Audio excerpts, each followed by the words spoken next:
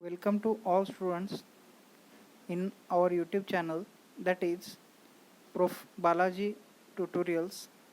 Now students, today we are going to learn the new chapter of the chemistry, that is fifth chapter, electrochemistry. Now this chapter, which was in your old syllabus also, but here in this chapter some modifications have been made in this new syllabus. Now students, which are the different points which are included in this topic according to the new syllabus? Some different types of cells they have included, as well as with the some extra knowledge they have provided this chapter to us. Now students, we are going to learn the introduction of this chapter. Before going to start the chapter, we should know some basic concepts related to this chapter. Then we will understand the different subtopics in this chapter. Now students, first of all, they have asked some questions. Can you recall? Now look at these pictures.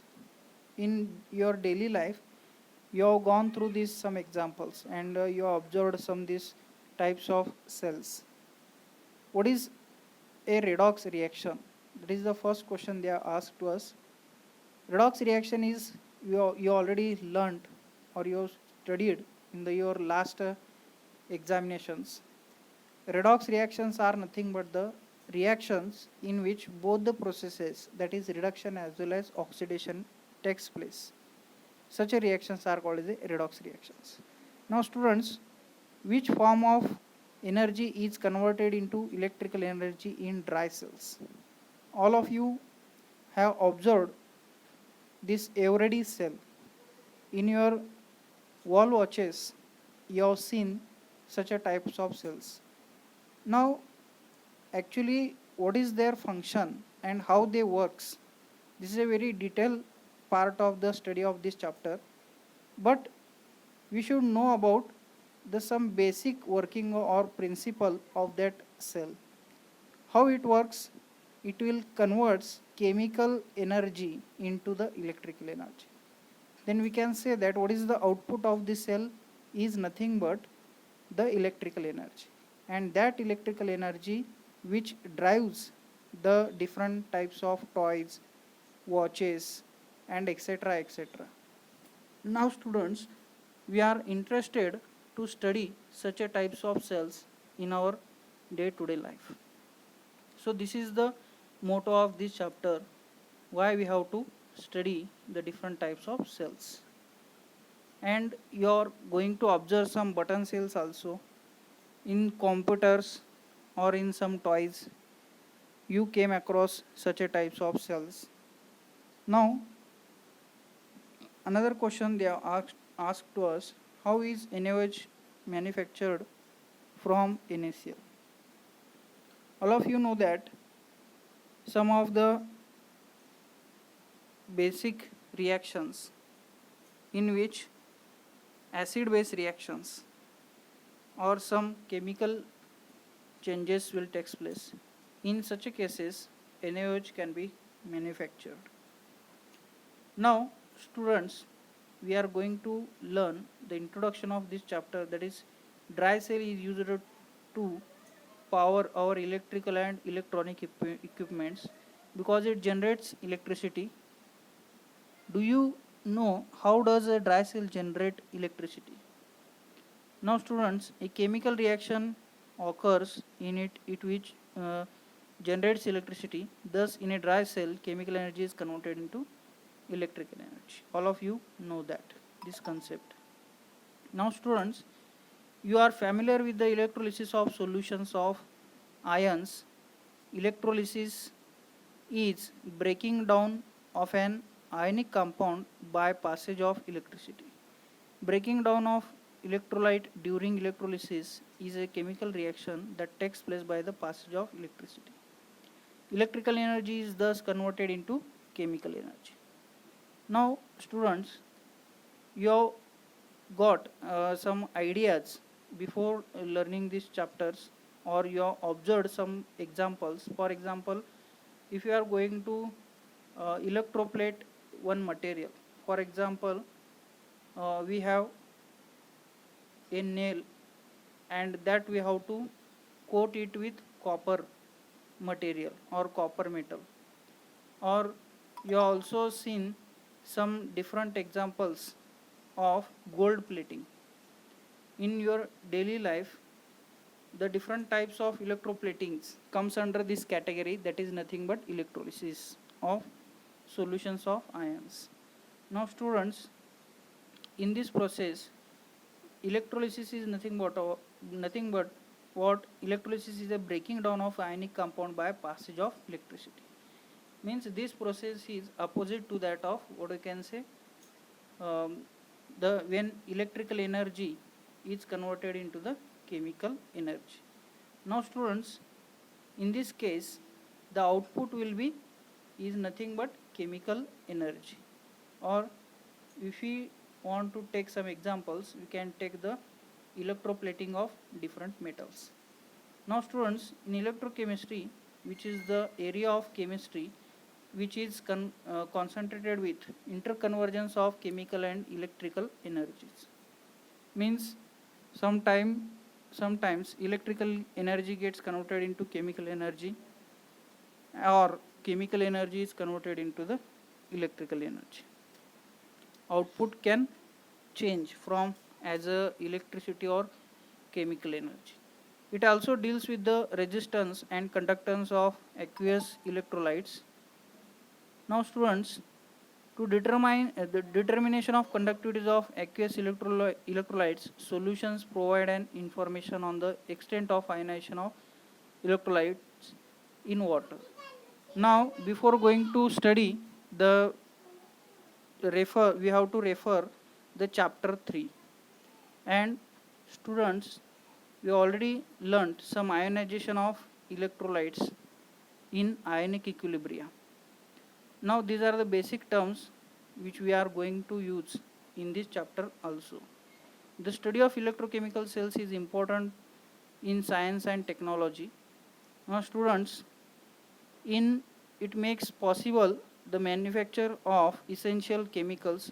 You have learnt preparation of NaOH, widely used in the manufacture of soaps, detergents and papers, by electrolysis of NaCl. Electrolysis is possibly the only means to produce fluorine. The process such as electrorefining, that process which is nothing but what we can say the for purification of metals, electrorefining, electroplating for coating one metal is on the surface of another, are also electrochemical processes.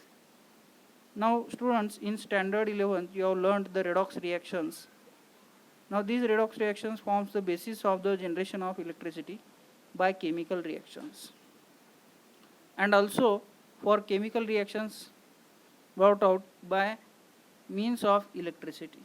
These processes are carried out in an electrochemical cell.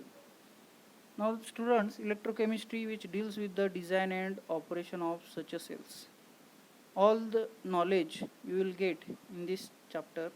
The current research in electrochemistry is focused on the design of fuel cells. The fuel cells are being explored as a convenient and compact source of electricity.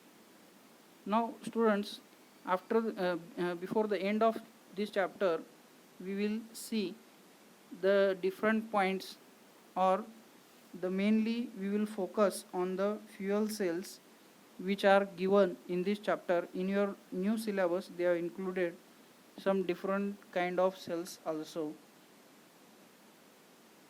Now students, we will see the next point of this chapter is nothing but electric conduction. When this chapter starts, the main point resistance and conductance, these are the basic points which are very important to know the basic concepts of these electrochemistry chapters. So students, we will start with electric conduction.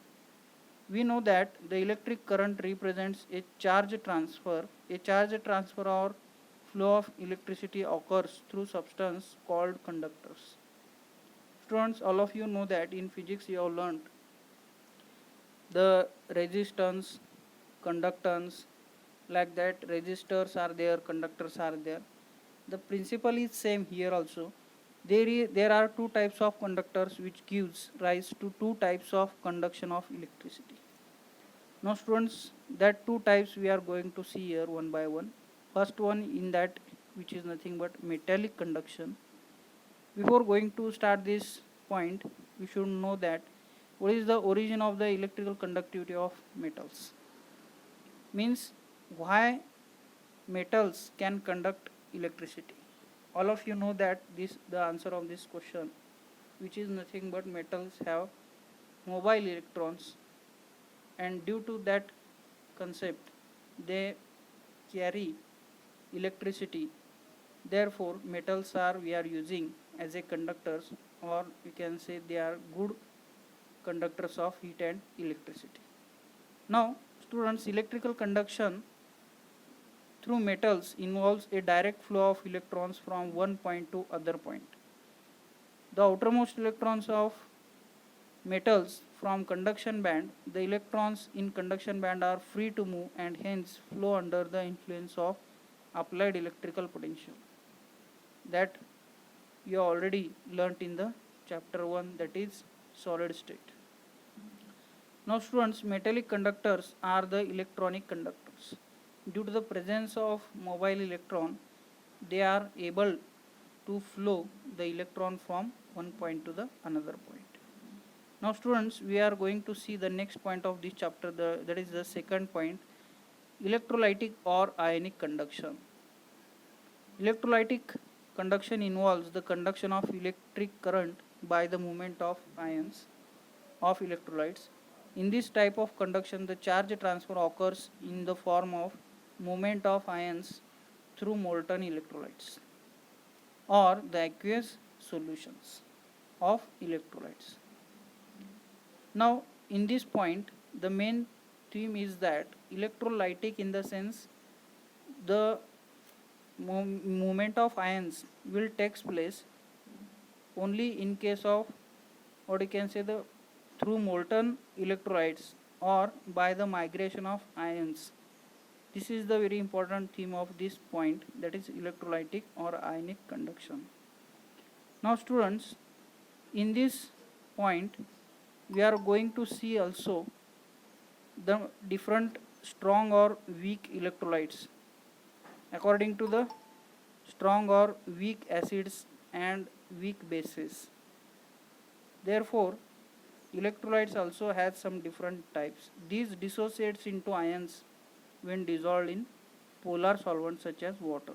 Ionic solids dissociate into ions in molten state as well.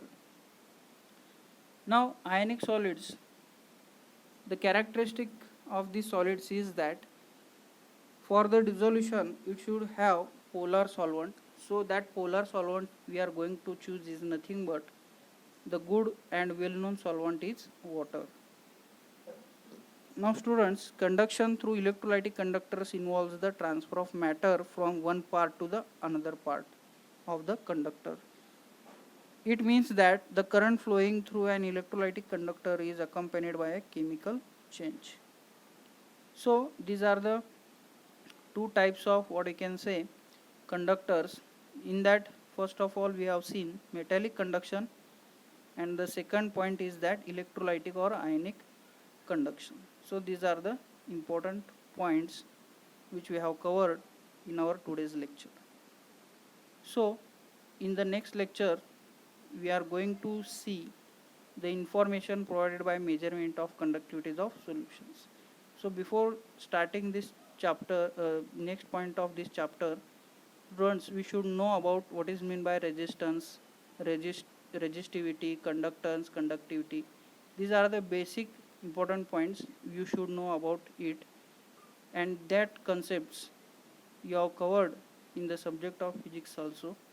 So you should be prepared in the next lecture. Thank you very much.